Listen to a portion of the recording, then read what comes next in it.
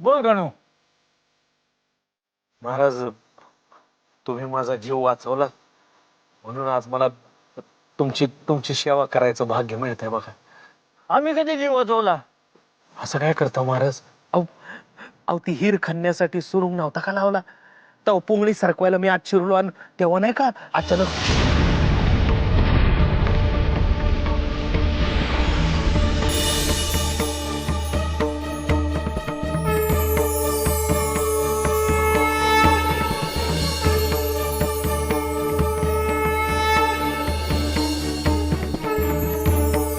तेव्हा तर माझ्या ठिकऱ्या ठिकऱ्याच व्हायच्या, पण तुम्ही आलात आणि माझा जीव वाचवला.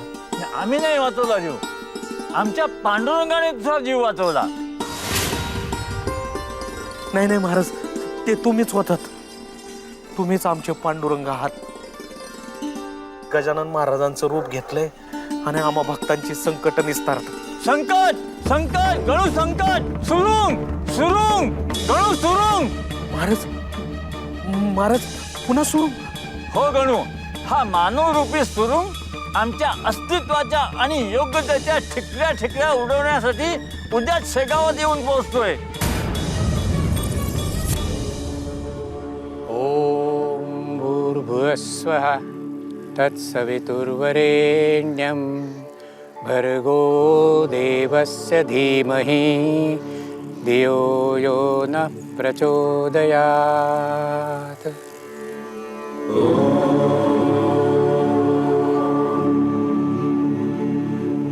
हीच ती पहाट, हाच तो सूर्योदय.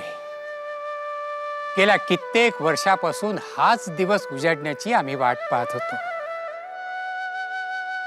अन्यथा कित्येक मैलाची पायपीट करून या शेगावात येण्याचं प्रयोजनच काय? स्वामी, आपण तेलंगी ब्राह्मण आहात. सरस्वती आपल्या ओठावर आहे. आपली जिव्हा कृष्णवाणी बोलते आणि याचा साक्षात्कार इथल्या गजानन महाराजांना होणार. महाराज, गजानन महाराज, आपल्या नारायण स्वामींसमोर त्या नंगा पीराला महाराज असं संबोधून तू त्याचा गौरव कसा काय करू धसतोस? क्षमा असावी स्वामीजी. खरे तर मी गजानन असा एकेरीच संबोधणार होतो, पण असो, त्यांना कोणी महाराज म्हणून संबोधलं तरी आमचं महत्व कमी होत नाही. कंदिलाच्या प्रकाशाचं महत्व तोवरच, जोवर सूर्य नारायणाची प्रभा क्षितिजाच्या मानेवर उंचावून विश्वाला प्रकाश दाखवत नाही, आपल्या तेजानं विश्वाला दिपवून टाकत नाही. आम्ही जगाला दाखवून देणार आहोत कोण सूर्य आणि कोण जयद्रथ. दाखवूनच द्या स्वामीजी. आपल्या विद्वत्तेपुढे हा गजानन नतमस्तक व्हायला हवा. हो, तसंच होईल.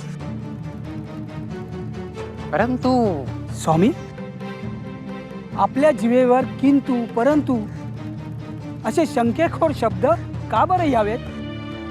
कारण आमचं शेगावी येण्याचं प्रयोजन यशस्वी होऊ नये म्हणून आम्ही इथे आल्याचं कळताच तो ह्या गजानन या शेगावातून पळ काढण्याची शक्यताच आम्हाला दिसते. शेगाव सोडून आम्ही कुठे जाणार नाही नारायण स्वामी. महाराज, आम्हाला शोधण्यासाठी सारा शेगाव पालथा घालावा लागेल.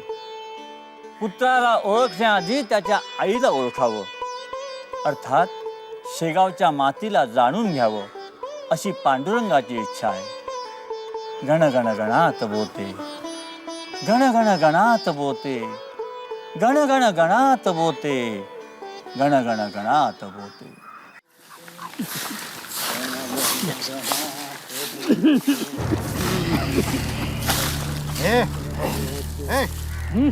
कोण रे तू? आणि तुझ्या डोळ्यांना दिसत नाही? मी काय पाहावं अशी तुमची इच्छा आहे? नारायण स्वामी, नारायण स्वामी? वेदमूर्ती नारायण स्वामी साक्षात तुझ्या डोळ्यासमोर उभे आहेत. ओळखलं नाहीस ना? क्षमा असावी स्वामीजी, मी नाही ओळखलं तुम्हाला. मी फक्त आमच्या गजानन महाराजांनाच ओळखतो. स्वामीजी, हा फारच उद्धट दिसतोय. खरे तर याने आपणास ओळखलेले आहे. अहो, सूर्यनारायणाला ओळखणार नाही अशी एकही व्यक्ती या विश्वात नाही. मला तर असं वाटतं स्वामी की गजानन महाराजांनी मुद्दामच या उर्मट माणसात केळसुणे घेऊन मठाबाहेर आपल्या स्वागतास सज्ज केले आहे. अहो काय बोलताय तुम्ही? महाराज तर मठातच नाही आहेत. काय गजानन मठात नाही? हो गजानन महाराज म्हणायचं का तुम्हाला? गजाननच. अरे हा कुठला महाराज पळपुटा? आम्ही परीक्षा घेण्यासाठी आलो आहोत म्हणून हा घाबरून पळून गेला. अहो पळून नाही गेलेत ते, जाताना सांगून गेलेत चंदूमुखींच्या घरी जातो म्हणून. हा चंदूमुखीन कोण? कुठे असतं याचं वास्तव्य? वहिनी वहिनी ये ग. कशी आहेस बाया? एकदम ठीक. अगं माहेर वाशिन गेली होती पण तुझी प्रकृती बरी नाही असं कळलं. छेव थोडीशी कुरबुर. अहो लगोलग गजानन महाराजांकडे गेले आणि तीर्थ घेऊन आले. तीर्थ प्यायल्याने आराम पडला बघा. महाराजांची कृपा. मग येऊन गेले.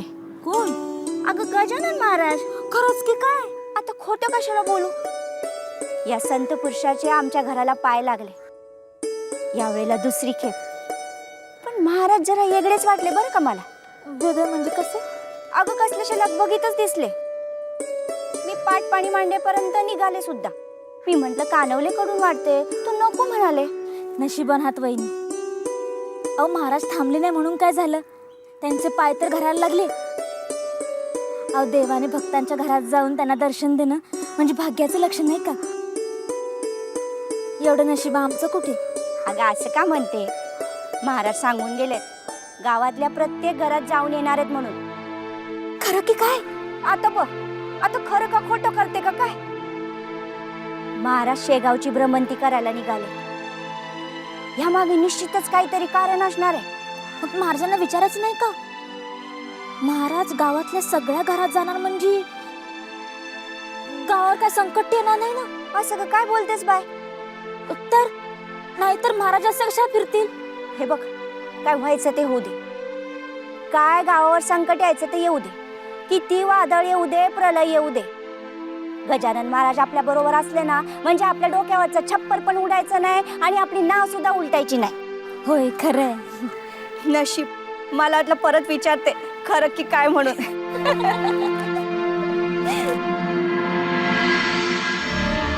कोण आपण? घ्या म्हणजे आपणही ओळखलं नाहीत सूर्यनारायणानं. सूर्यनारायण. सूर्यनारायण स्वामी. वंदन करते. पण आपण काय ते येणं केलं? चंदूमुखींचं घर कुठे आहे? हेच की, मी त्यांची पत्नी. अरे तुम्ही कोणी असा पण मला सांगतो गजानन कुठे आहे? तो इथेच आला होता ना? कोण? गजानन महाराज. तोच. होय, महाराज येऊन गेले पण गणू भाऊजींकडे जातो म्हणून सांगून गेले. हा गणू कोण? घ्या आता पुन्हा पायपीट. गजानन महाराजांची कृपा झाली जणू माझ्या कुंकवावर. गणूचं घर कुठं? मीच गणूची बायको. अरे गणूचं काय आपल्याला काम? तो गजानन आहे का विचार? आणा म्हणा त्याला आमच्या समोर. काका कोण तुम्ही आणि कुणाविषयी बोलताय? या स्वामी, इथेही तुमची ओळख पोचलेली नाहीये. आमची ओळख तेव्हाच पोचेल जेव्हा आम्ही त्या गजाननाची ओळख पुसून टाकू. मोठा महाराज बनून हिंडतोय. आणि एकटाच हिंडत नाहीये स्वामीजी, आपल्यालाही हिंडवतोय. हो ताई, कुठे आहे तुमचा गजानन महाराज? तुमच्या मनात जर काही चांगले भाव असतील तर महाराज इथेच आहेत. आणि तुमच्या मनात त्यांच्याबद्दल काही वाईट साईट असेल तर मग महाराज कुठे बी नाही.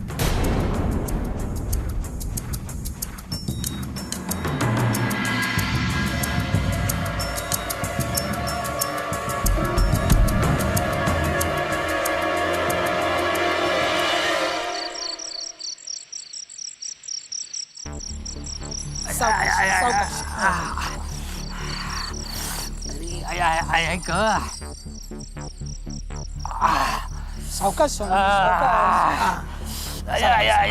काय झालं स्वामीजी? अरे आमचा पाय. काय झालं पायाला? साप डसला की विंचू? अरे तू माझा पट्ट शिष्य ना, जरा शुभ बोल का माझ्या मरणावरच टपलायस. पण लक्षात ठेव, आमचं श्रेष्ठत्व सिद्ध केल्याशिवाय मी मरणार नाही. हा हो, हे का बोलणं झालं स्वामी? आमचं उभं आयुष्य आपलं श्रेष्ठत्व सिद्ध करण्यासाठीच वेचायचं असं आम्ही ठरवलंय. आपलं श्रेष्ठत्व म्हणजे कोणाचं? आपलं महाराज हा म्हणजे तुमचं. हा हा. ऐका पायात काटा रुतलेला दिसतोय. रात्रीच्या अंधारात डास साधला. छे छे छे छे. हे बघा, आता मला काही पुढे चालवायचं नाही. अच्छा, इथेच कुठे काही मुक्कामाला असेल तर बघा. जा. जशी आपली आज्ञा महाराज. चला आपण इथे जाऊ. या हळू हळू सावकाश. हा, सावकाश सावकाश.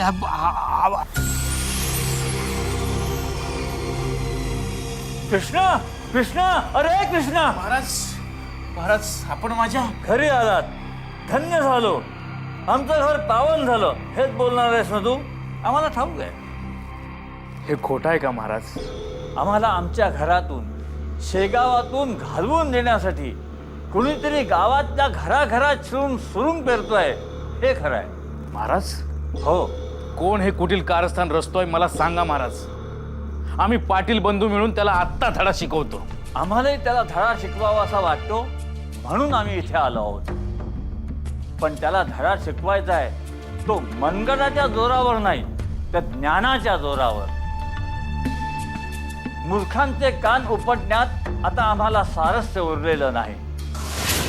हे काम यापुढे आमचे भक्त म्हणवणाऱ्या मंडळींनी करावं आणि दाखवून द्यावं की आम्ही निवडलेले भक्त चुकीचे नाहीत.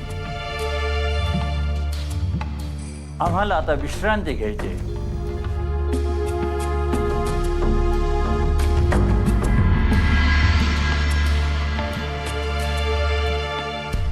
गणू, हा काय प्रकार आहे? महाराज कोणाविषयी बोलतात? कोणतं कारस्थान, कोणता सुरुंग? अहो पाटील, नारायण शास्त्री नावाचे एक तेलंगी बामण आपल्या शेगावात आलेत म्हणे, आणि ते आपल्या महाराजांना भोंदू बाबा ठरवायला निघालेत. आता मला सांगा, सारखं सारखं असं व्हायला लागल्यावर त्यांना दुःख नाही होणार, वाईट नाही वाटणार?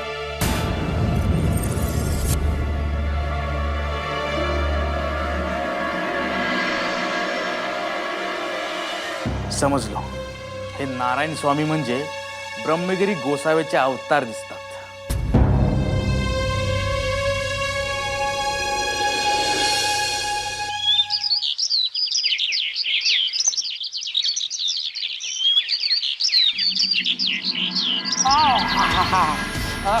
अरे अरे अरे, तू आमच्या पायातला काटा काढतोयस की पाय पोखरतोयस? काटाच काढते सोने, पण हा काही साधा सुद्धा काटा दिसत नाही. असामान्य काटा आहे, त्या गजाननासारखा. ह्या गजाननाचा काटा काढल्याशिवाय आम्हा चैन पडणार नाही. कोणत्या बेळात जाऊन बसलाय आणि तिथून आमच्यावर करणी करतो काही कळत नाही. त्याला शोधण्यासाठी गावभर हिंडलो तेव्हा हा काटा रुतला, अगदी पार तुटून बसलाय. आणि याचे भक्त तरी किती, अहो गावभर पसरलेले. एक या टोकाला राहतो तर दुसरा त्या टोकाला. त्याला शोधण्यासाठी तुमच्यासारख्या विद्वान तेलंगी ब्राह्मणाला अगदी पार खालच्या वस्तीच्या लोकांत जाऊन शोधावं लागलं. अरे कुठे फेडे हे पाप? इथेच इथेच फेडे. साऱ्या गावात देखत हे पाप फेडायला लावतो त्या गजाननाला. अरे काय सोडतो की काय? स्वामी स्वामी, अरे बोल ना. ऐक. शाबास, आई आठवली. आमची आई आणि तुमची आई एकच. आपण सारी धरती मातेची लेकरं. तिचाच तुम्हाला विसर पडला होता.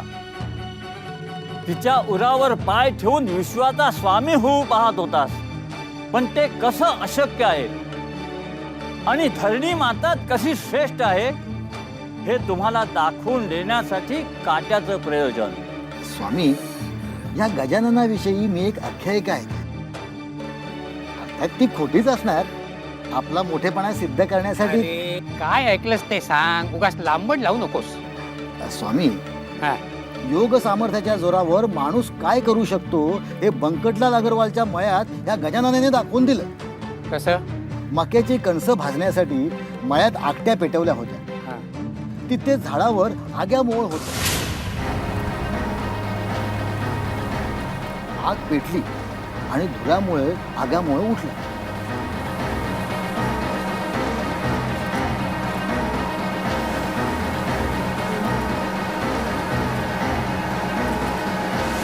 आणि असंख्य माशा या गजाननाला डसल्या. पण हा जागचा हल्ला नाही. योग सामर्थ्याच्या जोरावर डसलेल्या माशांचे काटे याने शरीरातून बाहेर काढून टाकले.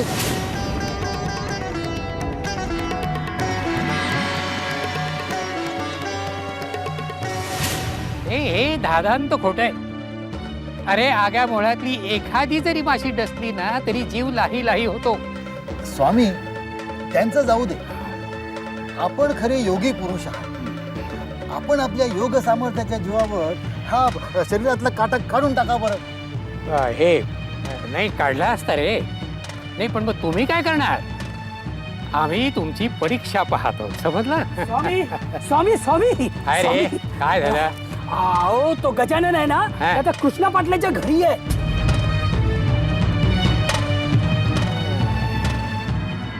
महाराज, नारायण स्वामी येतील म्हणून असं वाटत नाही. एव्हा त्यांनी आपली योग्यता मान्य केली असावी. होय, अशक्य आहे. गर्विष्ठ धार्मिकांचं गर्वहरण केल्याशिवाय त्यांना त्यांची योग्यता कळत नाही. तर दुसऱ्यांचे काय करणार? ते येणार, नक्की येणार. ठीक आहे, पाहून घेऊ. इथे लपून बसला आहात तर. तुम्हाला काय वाटलं आम्ही तुम्हाला शोधू शकणार नाही? हं? वेद मुखोद्गत आहेत म्हणे तुम्हाला. अहो वेदांचं सोडा, गीता सार तरी ठाऊक आहे का? हो नारायण स्वामी, तुम्ही पुन्हा समोर काय बोलताय काय कळतंय का तुम्हाला? कळेल कळेल तुम्हाला. मला सांगा, असक्त बुद्धी ही सर्वत्र जीवात्मा विगत स्पृहा. चुकीचा श्लोक म्हणतात तुम्ही नारायण शास्त्री. काय? असक्त बुद्धी सर्वत्र जितात्मः विगत स्पृहा. नैष्कर्म्य सिद्धी परमां संन्यासेनाधि गच्छति.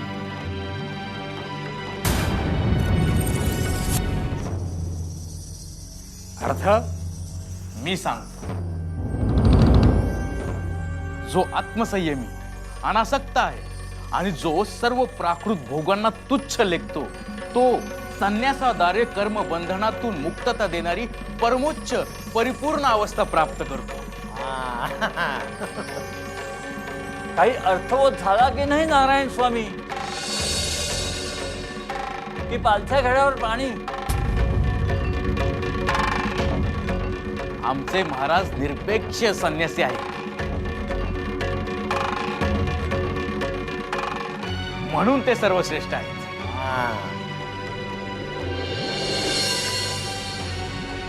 अहो तुमच्यासारखे लय आले न गेले. कीर्तनकार, पंडित, मठाधिपती, आमच्याकडे ईश्वर पाणी भरतो असं सांगणारे. अहो जाऊ द्या ना नारायण स्वामी. महाराजांना तुम्ही ओळखलंच नाही ते मान्य करा. महाराजांच्या पाठीवर आसू ढोळ्याचा प्रयत्न कराल तर एक वेळेस महाराज क्षमा करतील, पण परमेश्वर क्षमा करणार नाही, हे ध्यानात ठेवा. क्षमा करा महाराज, क्षमा करा. मी अहंकारानं बाधित झालो होतो. आपला अधिकार मी ओळखू शकलो. आपल्या तोंडून निघणारा शब्द पिणं म्हणजे अमृत प्राशन करण्यासारखा आहे असा साक्षात्कार प्रत्यक्ष भगवान श्रीकृष्ण करून देत आहेत असं वाटतं. आपण गीता सार आहात. या निर्बुद्ध माणसाला क्षमा करा. माझ्यावर कृपा करा मा, कृपा करा. नारायण स्वामी, महाराज, गण गण गणात बोते, गण गण गणात बोते, गण गण गणात बोते, गण गण गणात बोते.